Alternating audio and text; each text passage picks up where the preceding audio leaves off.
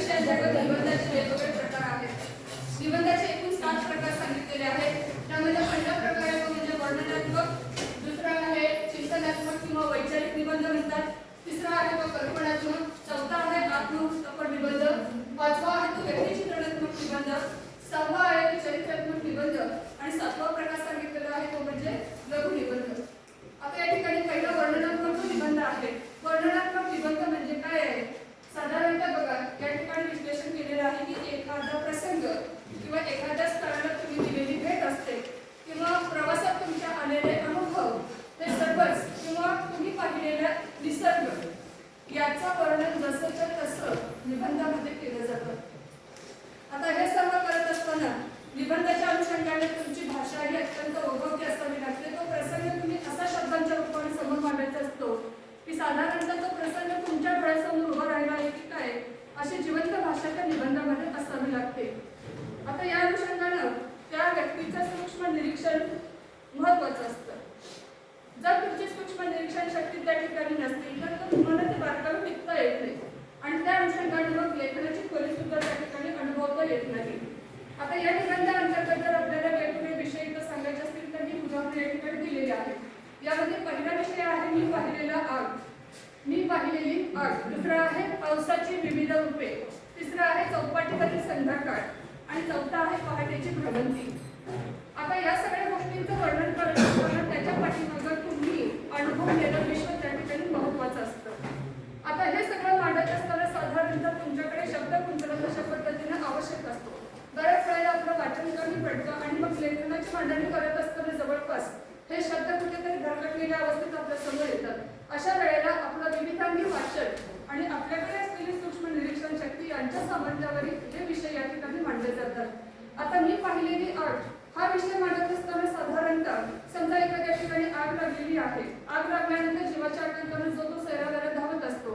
कोणाला काय करावं अशा प्रसंगी समजत नसतं. प्रसंग बाका असतो किंवा अशा आणीबाणीच्या प्रसंगी आपल्याला जवळपास जे काही अग्निशमन दल असतं त्याला पाचारण करावायचं असतं आणि मग जे जे काही आपल्याला जी माहिती लागतील त्या सर्वांची सुटका त्या अग्नीतून आपल्याला करायची असते. हा एक ठराविक असा प्रसंग असतो. त्याचं वर्णन तुम्ही शब्दार्थी तशा पद्धतीने केलं पाहिजे की ती पाहिलेली आग कशा पद्धतीची होती ही वाचकांच्या समोर डोळ्यासमोर उभी राहिली पाहिजे असं वर्णन या ठिकाणी आलं पाहिजे. आता याच अनुषंगाने पावसाची विविध रूपे, कधी कधी रिमझिम पडणारा पाऊस असतो तर कधी कधी खूप असा पाऊस पडतो म्हणजे ढगफुटी वगैरे होते, महापूर येतो. अशी पावसाची वेगवेगळी रूपे तुम्ही या ठिकाणी जे जे तुम्ही अनुभवलेलं आहे ते त्या निबंधामध्ये मांडावयाचं असतं. आता या ठिकाणी दुसरा विषय आहे तो म्हणजे चिंतनात्मक किंवा वैचारिक निबंध. आता हा जो निबंधाचा विषय आहे UPSC किंवा MPSC साठी अत्यंत महत्त्वाचा विषय कोणता असेल तर चिंतनात्मक किंवा वैचारिक निबंध. या निबंधामध्ये काय असतं तर तुमच्या वैचारिकतेला प्राधान्य असतं. आपल्या समाजामध्ये सभोवताली वेगवेगळ्या घटना घडत असतात. मग ते सामाजिक असतील, राजकीय असतील किंवा इतर काही साहित्यिक असतील किंवा काही कौटुंबिक स्तरावरच्या घटना असतील किंवा भ्रष्टाचाराच्या घटना असतील.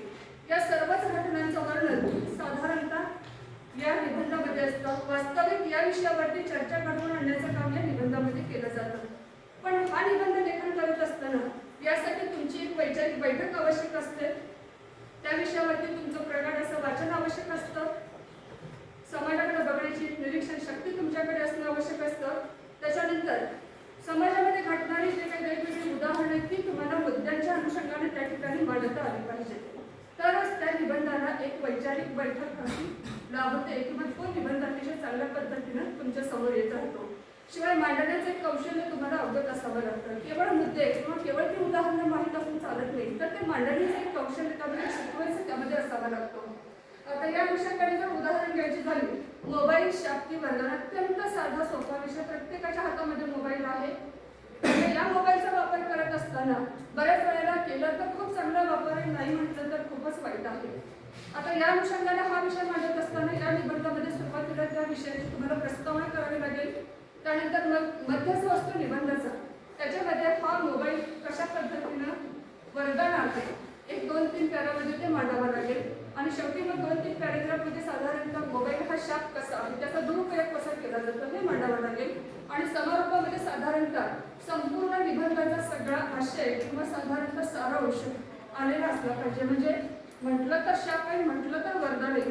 हा विषय तुम्हाला मोबाईल शाप की वरदान या विषयाच्या ठिकाणी इथं मांडावा लागेल. पुढचा विषय आहे शेतकऱ्यांच्या आत्महत्या. आता विदर्भामध्ये दुष्काळामुळे अनेक शेतकऱ्यांनी आत्महत्या केलेल्या आहेत. या आत्महत्ये पाठीमागची कारण मीमांसा काय असेल? केवळ कर्जबाजारीपणाचे एकच कारण असू शकत नाही. अष्टप्रहर दारिद्र्य किंवा अनेक वेळेला त्या शेतकऱ्याच्या स्वतःच्या म्हणून काही विवंचन असतात कौटुंबिक स्तरावरती. त्या अनेक घडामोडींचा अभ्यास तुमचा असेल तर हा विषय तुम्हाला मांडता येतो. पुढचा विषय आहे अंधश्रद्धा, सामाजिक शाप. आता हा विषय मांडत असताना तुम्हाला ज्वलंत उदाहरण साधारणतः म्हैसाळ ठिकाणी घडलेली घटना आहे. त्या घटनेचे अनेक पडसाद समाजावरती उमटले. साधारणतः एक सुशिक्षित कुटुंब या अंधश्रद्धेला बळी पडून संपूर्ण कुटुंबाचा विनाश झालेला आहे. ही घटना तुमच्यापर्यंत पोहोचलेली आहे.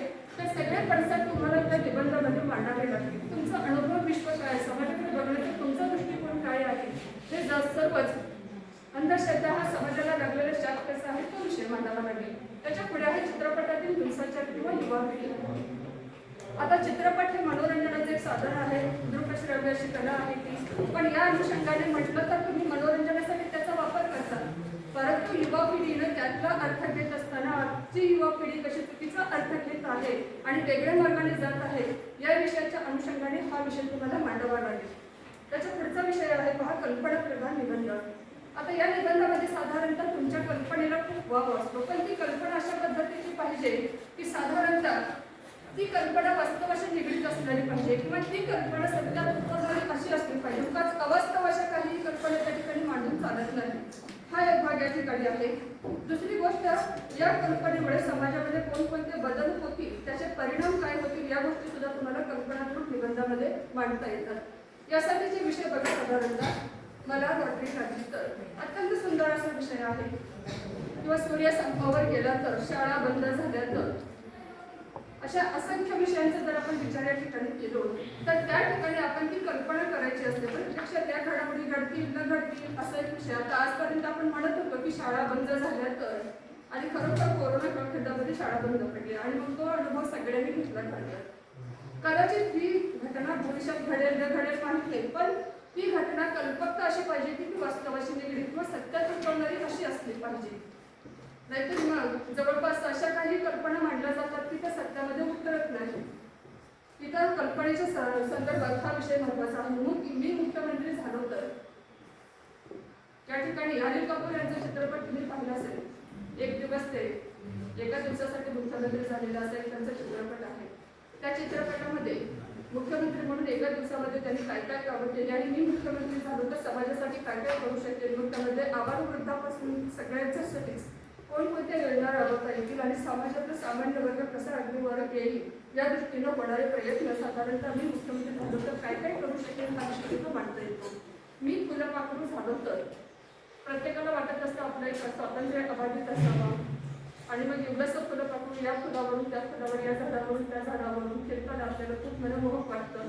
कधी कधी आपल्याला वाटतं आपणही असं फुलपाखरू व्हावं आणि निसर्गामध्ये सामावून जावं. म्हणजे मनाच्या सगळ्या कल्पना असतात त्या अशा विषयामध्ये येत असतात. त्याचा पुढचं बघा आत्मवृत्तपर निबंध. आता या प्रकारच्या निबंधामध्ये एखादी सजीव किंवा निर्जीव अशी वस्तू असते आणि ती स्वतःची कथा किंवा स्वतःची कैफियत मांडण्याचा प्रयत्न करत असते. अर्थात या ठिकाणी तुम्हाला स्वतःला त्या सजीव किंवा निर्जीव वस्तूच्या ठिकाणी स्वतःला केंद्रस्थानी मांडावं लागतं, स्वतःला त्या ठिकाणी कल्पावं लागतं आणि ती वस्तू म्हणजे मी आहे असं समजून त्या भाषेत तुम्हाला लेखन करावं लागतं. आता या ठिकाणची जी काही भाषा असते ती साधारणतः प्रथम पुरुषी अशी एक भाषा असते. आता याच्यामध्ये साधारणतः काय की मी सिंहगड बोलतोय हा जो काही विषय आहे तर सिंहगड हा कधीपासून अंमलात आलेला आहे किंवा सिंहगड हा कधीपासून अस्तित्वात आहे आणि सिंहगडाच्या अर्थापासून इथेपर्यंतचा जो इतिहास आहे तो तुम्हाला माहीत असला पाहिजे. आणि मग त्या सिंहगडाने काय काय बघितलेले आतापर्यंत हे सगळे त्याच्या व्यथा वेदना तुम्हाला तुमच्या शब्दात मांडता आल्या पाहिजे. ते का स्वातंत्र्य सैनिकाचे बरोबर. आता आपण प्रत्यक्ष स्वातंत्र्य सैनिक नाही, पण प्रत्यक्षात स्वातंत्र्य सैनिक झालेला आहे असं समजून तुम्हाला तो निबंध लिहावा लागतो. मग त्या स्वातंत्र्य सैनिकाला काय काय वेदना किंवा काय काय गोष्टी किंवा चांगले असे अनुभव आलेले असतील, कदाचित युद्धाचे काही रंग असे प्रसंग त्याच्या आयुष्यात आलेले असतील किंवा काही दुःखद प्रसंग असतील. या सगळ्याच घडामोडींना तुम्हाला त्याच्या ठायी कळपावं लागेल आणि लिहावं लागेल. मी झाड बोलतोय. आपण प्रत्यक्षात आता काही झाड असत नाही, पण एक झाड बीज रुजल्यापासून त्या झाडाचा जेव्हा डेरेदार वृक्ष तयार होतो आणि ते झाड इतरांना सावली देतं, अशा वेळेला साधारणतः ते झाड इतरांना सावली देणे, पण त्याचा अर्थापासून मोठा होण्यापर्यंतचा जो प्रवास आहे, तो प्रवास त्या झाडाच्या अनुषंगाने तुम्हाला तुमच्या शब्दात मांडता आला पाहिजे. मग त्या झाडाखाली येणारे वाटसरू कोण, त्या झाडावरती येणारे पक्षी कोण, किंवा झाडाचं मोठं होत असताना त्या झाडाला आरंभवलेले आणि प्रसंग त्या झाडाच्या काही तुम्हाला स्वतःला कल्पावं लागेल आणि मी झाड बोलतोय हा विषय मांडावा लागेल. आता असाच पुतळ्याच्या संदर्भात सुद्धा विषय तुमच्यासमोर येऊ शकतो. पुढचा भाग आहे तो व्यक्ती चित्रणात्मक निबंध. आता या निबंधामध्ये साधारणतः एखाद्या व्यक्तीचे चित्र रेखाटलं जातं. मला वाटतं टीवायला व्यक्ती चित्रणात्मक असा एक भाग तुम्हाला आहे. यामध्ये त्या व्यक्तीचा रंग काय आहे, रूप काय आहे, चेहरा काय आहे, साधारणतः त्या व्यक्तीच्या शरीराची ठेवण काय आहे, त्या व्यक्तीचा व्यवसाय काय आहे, त्या व्यक्तीची वैशिष्ट्ये कोणकोणती आहेत व्यक्तिमत्वाची, हा सगळा भाग व्यक्ती चित्रणात्मक निबंधामध्ये येत असतो. अतिशय साधे सोपे विषय की त्या व्यक्तीच्या सानिध्यामध्ये तुम्ही आलेलं असलं पाहिजे आणि त्या व्यक्तीचा अनुभव तुमच्याकडे असला पाहिजे, म्हणजे त्या व्यक्तीविषयी तुम्हाला अधिकाधिक लिहिता येतं. आता माझी आई, माझे बाबा, माझे आजोबा व माझे शिक्षक असे जे विषय येतात ते साधारणतः व्यक्ती चित्रणात्मक निबंधामध्ये, किंवा पोस्टमन, लॉन्ड्रीवाला, आपल्या नेहमीच्या संपर्कात असणारी माणसं आहेत. साधे सोपे विषय आहेत, पण त्यांच्याविषयीचे अनुभव जर आपल्याकडे असतील आणि त्या काही साधारणतः त्या व्यक्तीच्या व्यक्तिमत्वाविषयी तुम्ही या ठिकाणी अतिशय सहजपणे लिहू शकाल आणि त्या व्यक्तिमत्वाला उठावदार बनवणारी भाषा तुमच्याकडे असली पाहिजे. पुढचा आहे चरित्रात्मक निबंध. आता या निबंधामध्ये कल्पकतेपेक्षा वास्तवाला जास्तीत जास्त महत्त्व असतं. एखाद्या व्यक्तीचं चरित्र किंवा जीवनचरित्र आपल्याला माहित नाही आणि आपण जर तो निबंध लिहायला घेतला तर त्याच्यामध्ये चुकीच्या गोष्टी मांडून चालत नाही. समजा लता मंगेशकर यांच्या चरित्रावर तुम्हाला निबंध लिहायला दिलंय आणि तुम्ही आशा भोसले यांचं जीवनचरित्र मांडत असाल तर ते चुकीचं असेल. मुळात लता मंगेशकर यांचं जीवनचरित्र काय आहे याच्याविषयी तुम्हाला माहिती असणं गरजेचं असतं. यासाठी तुमचं विविधांगी वाचन होणं खूप गरजेचं आहे. शब्दांच्या सामर्थ्यावर तुम्ही ते लेखन पुढे नेलं पाहिजे, हाही एक भाग आहे. याच्याशिवाय हे चरित्रात्मक निबंध कुणाचे लिहिले जातात? इतिहासकालीन काही व्यक्ती असतात, समाजकारणी असतात, राजकारणी असतात, साहित्यिक असतात, संशोधक असतात, शास्त्रज्ञ असतात.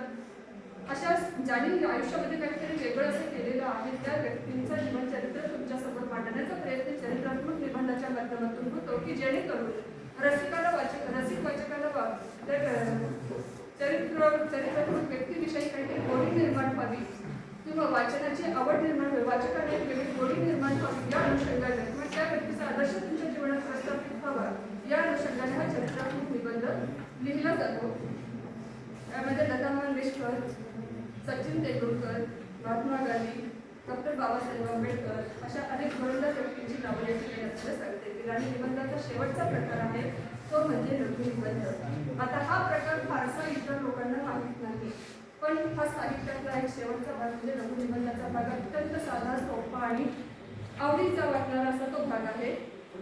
या लघुनिबंधामध्ये विषयाला कोणतंही बंधन नसतं. विशेषतः तिथं वैचारिकतेला महत्त्व असतं. तुम्ही आजपर्यंत जे जे काही शब्द सामर्थ्य कमवलेलं आहे ते सगळं शब्द सामर्थ्य इथं लघुनिबंधामध्ये पडायला लागताना दिसतं. या ठिकाणी लेखकाची सहृदयता आहे, रसिकता आहे, भावनाशीलता आहे, त्याची संवेदनशीलता आहे, कल्पकता आहे किंवा त्यांना आजपर्यंत जे जे काही ज्ञान मिळवलेलं आहे ते म्हणजे बहुश्रुतता, हा सगळा भाग इथं तुम्हाला लघुनिबंधामध्ये पाहावयास मिळतो. हा निबंध लेखकाच्या गुणवैशिष्ट्यामुळे अत्यंत आकर्षक आणि उच्च दर्जाचा ठरत असतो. निबंधाचा विषय बघितला तर अत्यंत साधे आणि हलके फुलके विषय, साधे अगदी विषय या निबंधामध्ये असतात. आपल्या निबंधाचा विषय बघा, जीवन त्यांना कळले हो. हा साधा सोपा विषय आहे. जीवन त्यांना कळले हो असा विषय येत असताना जीवन कुणाला कळले? ज्यांच्या आयुष्यामध्ये असंख्य संकट आलेली आहेत आणि संकट आलेली असताना सुद्धा अशा व्यक्ती परिस्थितीवर स्वार होऊन जीवनाकडे बघण्याचा ज्यांचा दृष्टिकोन सकारात्मक आहे अशा व्यक्तीला जीवनाचा खरा अनुभव बघलेला असतो. नाहीतर मग एखादं संकट आलेलं आहे किंवा एखाद्याने आपल्याला काही बोललं किंवा एखाद्याने आपल्याकडून आई वडिलांनी तुमच्याकडून जर अवाजवी अपेक्षा केल्या म्हणून बघा परीक्षेसाठी काही विद्यार्थी साधारणतः आपण अपेक्षा पूर्ण करू शकत नाही किंवा आपल्याला चांगले मार्ग पडत नाहीत म्हणून आत्महत्या करतात. या लोकांना जीवन कधी कळलेलं नसतं. तर आल्या प्रसंगाला सामोरं जाऊन विरोधात्मकपणे त्या जीवनाची वाटचाल करणारी जी माणसं असतात त्यांना जीवनाचा अर्थ कळतो. म्हणून इथं विषय असतो जीवन त्यांना कळले हो. अतिशय सकारात्मकपणे हा विषय तुम्हाला इथं वाटता येतो. हसरे घर असावे घरासारखे नको तुमच्या भिंती, तिथे असावं प्रेम जिव्हाळा नको तुम्ही नाही. आता 4 भिंतींचं घर असतं म्हणजे काय, घर आहे असं आपण म्हणू शकत नाही, तर त्या घरामध्ये बसणारी जी माणसं आहेत त्यांच्यामध्ये प्रेम, जिव्हाळा, आपुलकी असं सगळं असावं लागतं. म्हणजे त्या घरामध्ये एक प्रकारची शांतता असते किंवा एक प्रकारचा आनंद, जल्लोष, उत्साह त्या घरामध्ये आपल्याला बघायला मिळतो आणि त्याच घराला हसऱ्या म्हणतात। या संबंधीचे अनुभव तुम्ही मांडू शकता। एकेकांचे स्वभाव हा सुद्धा विषय केला। व्यक्ती तितक्या प्रकृती या पद्धतीनं आपल्या आयुष्यामध्ये चालता चालता सुद्धा सहज आपल्याला काही व्यक्ती भेटत असतात, प्रवासामध्ये असंख्य व्यक्ती भेटत असतात, सगळ्यांची ओळख असते नाही, पण त्या प्रसंगी जात असताना बऱ्याच वेळेला अशा काही व्यक्ती असतात की साधारणतः एखादा छोटासा किस्सा सुद्धा आपल्या आयुष्याला एक टर्निंग पॉईंट देऊन जातो। अशा व्यक्तीचा स्वभाव साधारणतः आपल्याला खूप भावतो आणि मग त्यातून आपण काहीतरी शिकत जातो। म्हणजे तुमच्या आयुष्यामध्ये येणाऱ्या प्रत्येकाचे स्वभाव तुम्हाला कसे वाटतात आणि ते स्वभाव तुमच्या आयुष्यामध्ये तुम्हाला कसे सार्थकी लागलेले आहेत हा भाग्येकांचे स्वभाव या निबंधामध्ये मांडता येतात। भविष्याचे वेळ, आता काही व्यक्तींना भविष्य पाहण्याचा खूप वेळ असतो। आज काय आहे, उद्या काय आहे। काही लोक बघा साधारणतः इंटरनेटवर आपलं भविष्य सर्च करत असतात किंवा दारात ज्योतिष आला की पटकन आपला हात दाखवून माझं भविष्य काय आपण अतिशय उत्साहाने सामोरे जात असतो। आता खरं तर अशा व्यक्ती खूपच दैववादी असतात, पण भविष्य पाहण्याचा तर भविष्य सांगणाऱ्याच्या वरती डिपेंड असतं की भविष्य ऐकणाऱ्याचं भविष्य पुढचं काय असेल हाही एक भाग असतो। भविष्य सांगणाऱ्याने जर समजा त्या भविष्य चुकीचं सांगितलं तर त्याचा नकारात्मक परिणाम आहे किंवा भविष्य सांगणाऱ्याने जर सकारात्मक गोष्टी सांगितलं तर तुमचं भविष्य सकारात्मक आहे, आपल्या माइंडवर त्याचा कुठेतरी परिणाम होत असतो। मग हे भविष्याचा वेळ काय आहे प्रत्येकाचा हा एक भाग इथं या लघु निबंधाच्या निमित्तानं तुम्हाला मांडता येतो। असे निबंधाचे एकूण साधारणतः 7 प्रकार आहेत। असे वेगवेगळे प्रकार तुम्हाला या ठिकाणी माहीत व्हावे आणि जर तुम्हाला पेपरमध्ये जसं एखादा विषय आला कुठल्या क्रायटेरियामध्ये बसतो आणि